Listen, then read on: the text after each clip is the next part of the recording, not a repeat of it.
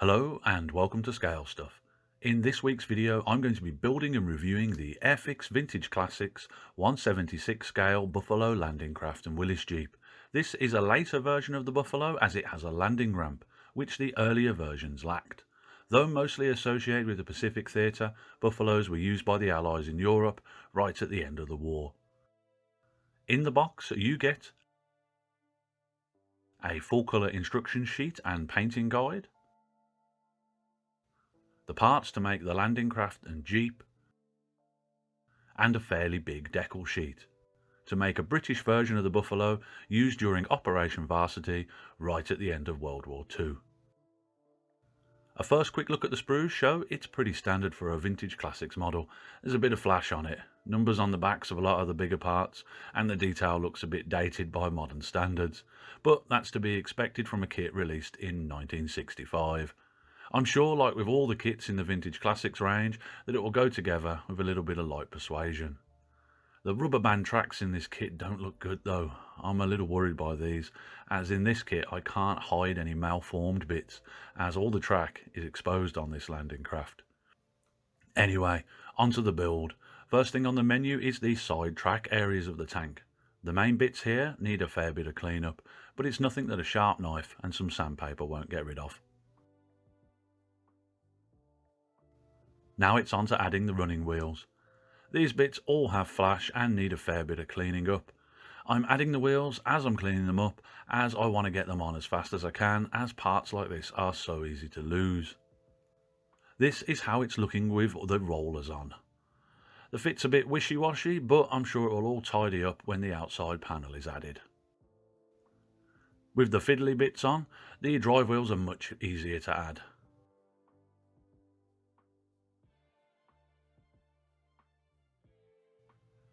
From there, it's a simple case of adding a few bits to the outer side panel. All the bits so far have needed some cleanup doing, but I'm doing this off screen from this point onwards, unless it's truly terrible and worth pointing out. With the side panel bits on, now it's just a case of adding the outer side panel. The wheels need a little bit of a readjust as this goes on, but once everything lines up, it all goes into place perfectly. With this side piece done, I'm repeating the whole stage again for the opposite side. With both side bits done, it's on to making the main bulk of the landing craft. There are quite a few bits to add at this step, so what I'm doing is adding all the obvious and simple looking bits together.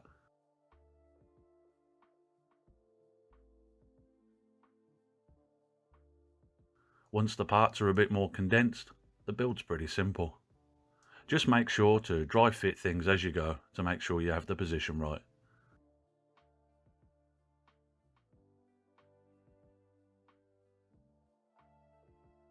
To be honest, the fit here is better than I thought it would be.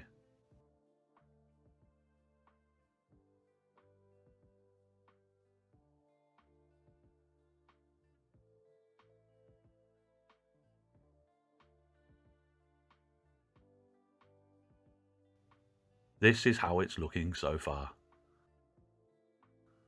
Lastly, skipping a bit forward, I'm going to add the front bonnet of the craft, just to make sure everything is lined up right. I'm also doing this now, as I want to leave everything to dry overnight, as though it's not super delicate to handle, I don't want to risk having to handle it too much, as I might knock the alignment off. With everything nice and dry, it's time to add some details to the front of the landing craft. These bits are really tiny and would benefit from assembling with tweezers. The fit here wasn't the greatest, but it went on okay in the end.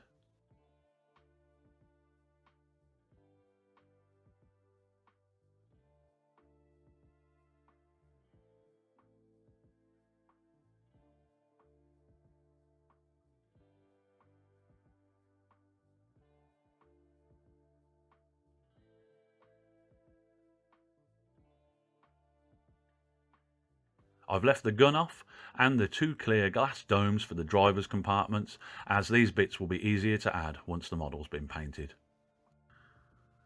Now it's on to the final assembly stage of the Buffalo. It's all simple and easy here. I was dreading adding the two side bits, as in my head I thought they looked like they were going to give me some trouble, but they went on okay with a light squeeze. Be sure to remove the numbers from these side pieces, as I missed them when I was building this kit, so yeah, that's forever on my shame.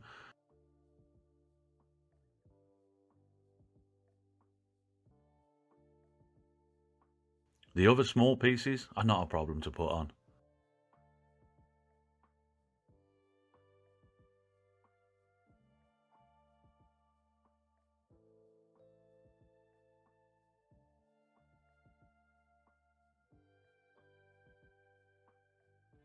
But I'm not impressed with the detail on the guns. I hope that a bit of paint later will make them look more the part, as at the moment I'm not sure what they look like. This kit is over 60 years old though, so I think it deserves some leeway. With those bits on, other than the tracks, that's the Buffalo finished. I can't wait to paint this, but I've still got the Willys Jeep to do yet. Off screen, I cleaned up all the parts ready for construction. There were tons of flash and ejection points to get. This thing is tiny, and it's hard to hold to construct. Make sure you keep an eye on the torsion suspension, as there is a right and a wrong way to put it on. The higher end is always inwards. This is how the chassis is looking. The kit wants me to add the wheels now, but there's no way I'm attempting that until this thing's dried. After a bit of drying time, I add the wheels. I pre-glued the axle end caps into the wheels, as I'm not interested in getting the wheels to go round. I'm not even sure it's possible at this scale. The wheels go on okay, but this thing is so tiny, it's smaller than my thumb. And this bit's, yeah, it's a bit of a headache to work on, to be honest. With the chassis complete though, I move on to doing the main cab of the car. Adding the bits here is quite fiddly, but they go on in a fashion.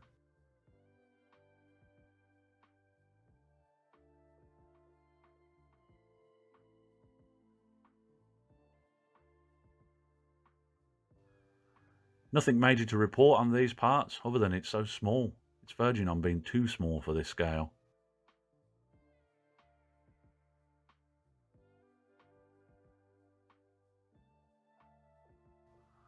With a few more bits on, I'm leaving this bit to dry again so I don't destroy it when handling it. Lastly, I add the windshield and bonnet to the microcar. I mask this off first to make painting it later easier.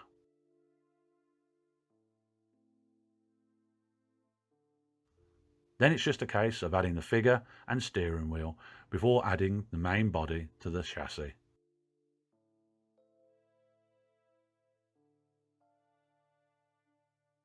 This is what the Willys Jeep is looking like done. I'm kind of glad that's over. With the Buffalo and Willys Jeep both done though, it's onto the painting. For this I'm spraying both models using a base coat of Humbrol Rattlecan 155 Olive Drab. As always, I'm painting this off screen, outside, to avoid fumigating myself. This is how they're looking with the base coat down. First up, I'm painting all the black bits on the Buffalo. I'm giving all the guns a quick coat with Vallejo matte black. While I'm painting the guns, I'm also giving the area that will be under the driver's clear dome a coat of black, so when the clear part's on, it has some depth to it. Over on the Willys Jeep at this stage, I'm painting the tyres. Lastly, while I've got the black out, I'm giving the tracks a base coat. Now before I progress on with the painting, I'm adding the clear driver's domes. These are tricky things to add, and it seems that the black underpaint hasn't really done anything. The clear parts just look silver. While these bits are drying, I'm painting the driver and seats in the Willys Jeep in Tamiya XF49 khaki. Once that's on, I also remove the masking tape from the windshield. I think that's not turned out bad for using electrical tape. Now the Buffalo is dry, I'm giving it a quick light wash with some matte black paint to pick out all the panel lines and joins in the model. I'm also doing this on the Jeep. The Jeep's so small it's hard to hold and paint without making a mess though. This is how the two vehicles are looking with the wash dry. The panel lines on these models aren't great. And I've done an extra focused hit here to highlight the panel lines a bit more. Next up, it's time to add the decals.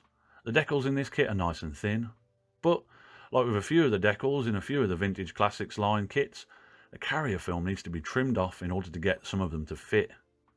The simple decals go a long way to making this model pop though. This is what the kit's looking like with the decals on. Now it's time to weld the tracks. To do this, I'm pinning the tracks down with a couple of old scalpel blades.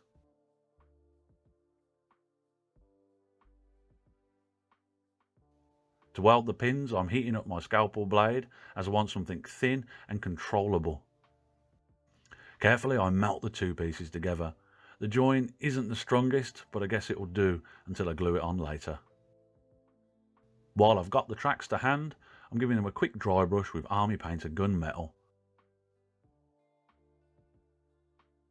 While I've got the metallics out, I also give the guns a light dry brush. Next, I'm adding the tracks, just to get them out of the way. I add them over the drive wheels and secure them in place with some super glue. The tracks in this kit are some of the worst I've seen, and in all honesty, I should probably have seen about getting some replacements, but they'll do, I guess. This is how the landing craft's looking with the tracks on. Next up, I give both vehicles a light dry brush in Army Painter Skeleton Bone for the dust coat. While I was doing this, some of the decals fell off, which wasn't great, and I had to re-glue them with a little smear of PVA glue. Decals back on and the dust coat on, I move on to adding a muddy dirt layer. For this, I'm using old reliable Vallejo BS Dark Earth. With that dry, off screen, I touched up the panel lines again with more watered down black. And I think at that, I'm going to call this kit done. This is the finished model. It's been nice to finally be able to build and paint one of these iconic World War II landing crafts.